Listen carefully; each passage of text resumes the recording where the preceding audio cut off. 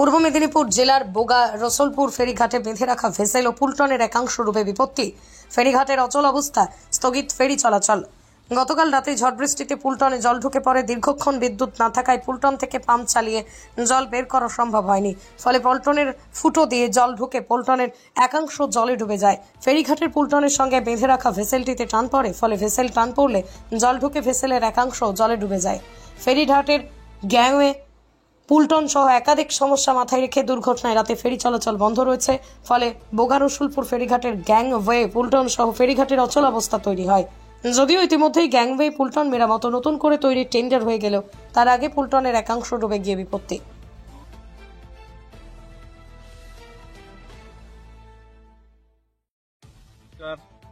আমি শ্রী পরীক্ষিত মন্ডল, এই রসুলপুর বোগা ফেরিঘাটের ইজিরাদার।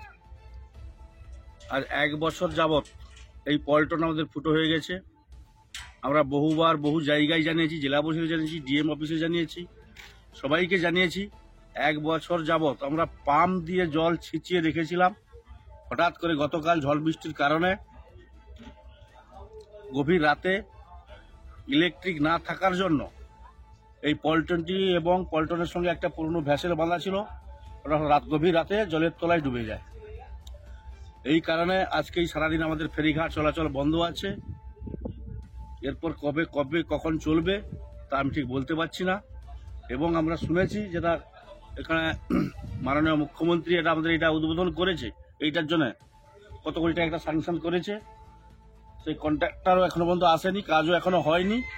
তো এখন কি হবে সেটা বলা মুশকিল আছে, বা কখন ফেরিঘাট চলবে এটা অনির্দিষ্টকালের জন্য ফেরিঘাটটা বন্ধ থাকলো। এখন যতক্ষণ না মেরামত হচ্ছে ততক্ষণ এই ফেরিঘাট চলাচল হচ্ছে না।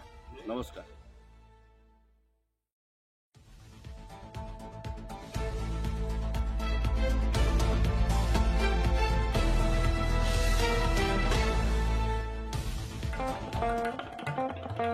দেশ থেকে বিদেশ, জেলা থেকে ব্লক, রাজনীতি, খেলা, বিনোদন সমস্ত খবরে টাটকা আপডেট পেতে সাবস্ক্রাইব করুন আমাদের চ্যানেল হলদিয়া লাইভ।